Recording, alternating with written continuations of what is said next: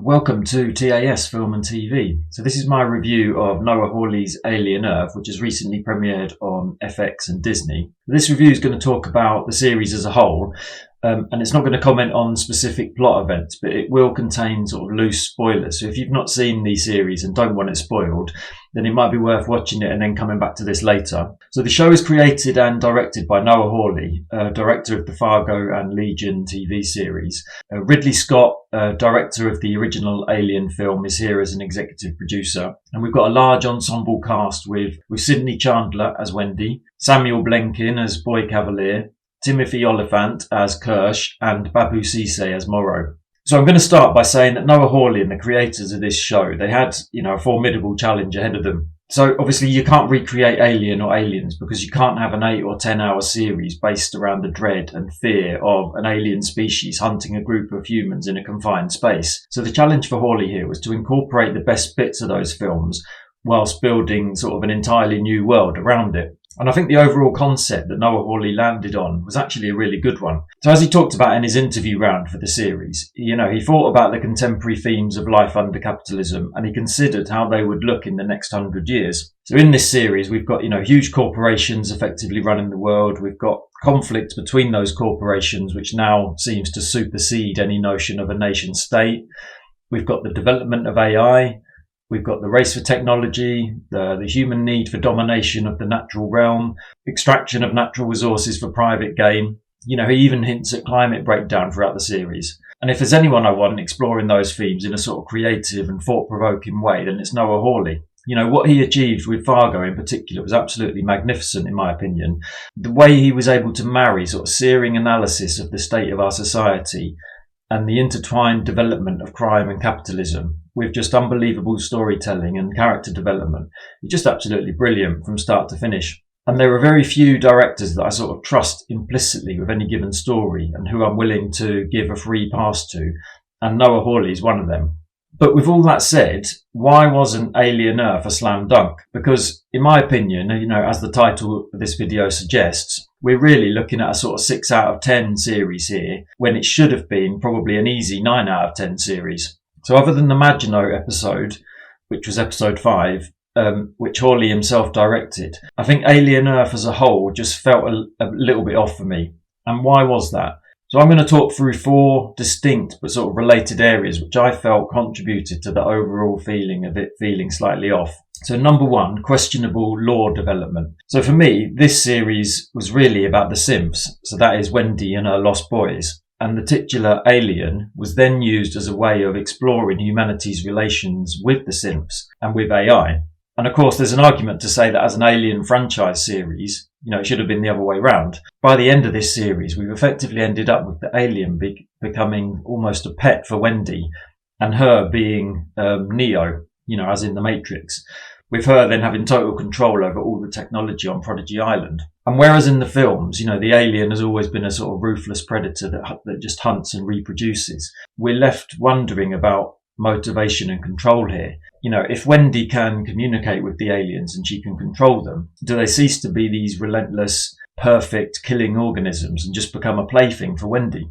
For me, as a fan of Alien and Aliens, that's never what it's been about. And whilst I don't have any skin in the game, and would be happy for the lore to be expanded and built upon, I'm not exactly sure this was the direction to go in, to be honest. So some of these themes around control and motivation were also explored in Prometheus, but again, not particularly well. So I don't have a problem with these ideas, it's just the overall execution and whether it's believable or not. And in this instance, I don't think it is necessarily. Number 2, underdeveloped themes. So it seemed to me that all the themes that I mentioned earlier were sort of subjugated to the characters, and it was the synths, Wendy and her lost boys, who for the most part were used to move this story along and to explore those themes. But as I touched on, I'm not particularly sure that was a good thing. They had 8 hours here to really dig into complex themes and ideas and develop a coherent story around that, and it didn't work for me. Noah Hawley landed on this sort of Peter Pan allegory, and for me that didn't work because the characters were not especially likeable or strong enough to carry the story. The underlying themes of Peter Pan include the ideas of sort of eternal youth, childhood innocence, friendship and loyalty, pure imagination, and of course good versus evil. So there was a rich sort of tapestry to be spun there when used as a conceptual tool to explore how humanity relates to AI and to the natural world around us. But then that means that the alien in this context is used as analogous to Wendy and The Sims. So by that I mean that the alien was being used in this series as a way to highlight who the real monsters are and how The Sims were a financial investment and a research project. So again, I don't have any problem with that as a theme, but it wasn't fleshed out sufficiently well, and it put the alien below The Sims in the hierarchy of characters and narrative. And that could have been fine if The Sims were interesting and fully fleshed out, but for the reasons I mentioned, I don't think they were. So number 3, dialogue and character development.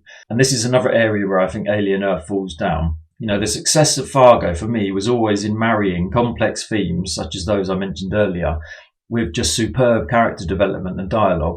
Believable, likeable characters who existed within families and communities, which even over a 10-part season were carefully sketched out and which felt fully formed. So to give one example from Fargo, I really related to Gloria Burgle, who we saw in season 3. She represented something to me and she spoke to me about my own place in society. Her character was fully fleshed out and she resonated with me. And I didn't really get that with Alien Earth. The characters were not particularly likeable, with the notable exceptions of Timothy Oliphant and Babu Sise, who were both magnificent. And I didn't necessarily relate to any of the characters, and I didn't feel that they were strong enough to drive the storyline on. With the Sims, so Wendy and her lost boys, that may be because, they're children and I'm an adult. It could be because the storytelling felt rushed. Perhaps we didn't really have a chance to get to know all the ensemble characters that well. It could be for lots of different reasons. But my overriding feeling was that it was a bit of a missed opportunity, and there was therefore a sort of sense of disappointment that the complex ideas that I touched on, they were not that well sketched out and were not well represented or explored through the characters. So number 4, issues of tone. Felt overall throughout the series there was an overall lack of suspense and feeling of dread across the series. So the Alien franchise for me has always been built on that sense of impending doom that you can only get as tension is sort of ratcheted up and as the characters are picked off one by these incessant killing machines. And we got some of that in this series, particularly with the Maginot episode, which was episode 5. But the way the series develops as a whole does not do that. And I think, again, because we're focused on the Sims, so Wendy and her lost boys, there's never really a chance to build that sustained suspense or dread, and we don't really get a ratcheting up of the horror. So as the series goes on, we get an even spread of sort of gore, but I think they're more a series of sort of unrelated set pieces rather than a progressive ratcheting up of the tension. Strangely, the colour palette in this series also sort of felt slightly off. It sounds like a very minor detail, but I've always associated the Alien franchise with darkness, or at least a sort of dingy colour palette. And in Alien Earth, we're on a tropical island complex, which is almost always sunny. So it's a very small detail. But if we're on Earth as opposed to being in space, then I want a sort of Matrix aesthetic, darkness, rainy, overcast, almost post-apocalyptic. And linking back to my previous point, seeing the alien in the shadows in the movies, that's more likely to generate that feeling of dread and impending doom. And that's what I felt we didn't get over this series. If anything, the colour palette got lighter as the series went on, and perhaps it should have been the other way around. So in summary, if we're assuming this is going to be commissioned for more than one season, then in this world building phase, I might have gone for something like Dune, where the focus was on the different corporations and the power plays and power structures around them, with perhaps a smaller ensemble cast of characters secondary to that, but with characters who we really got to know well and to understand well. But it seems to me that Noah Hawley opted for the other way round here. He went for a large cast of characters with a particular focus on Wendy and the Sims, and he used them to drive the storyline, with the themes then just being hinted at. And the alien and that feeling of dread and suspense that comes from it, weirdly in an Alien series, that was not front and centre. And then the Sims were not strong enough or compelling enough to create a believable and likeable story around. So overall, I think the series just felt like a missed opportunity for me. In a baking analogy, all the ingredients are there, but they were not mixed together sort of in the right quantities. And as such, the souffle has collapsed. Yeah, please let me know in the comments, what did you think of this series? And what were your takeaways from the series as a whole? Yeah, many thanks for watching. See you in the next one.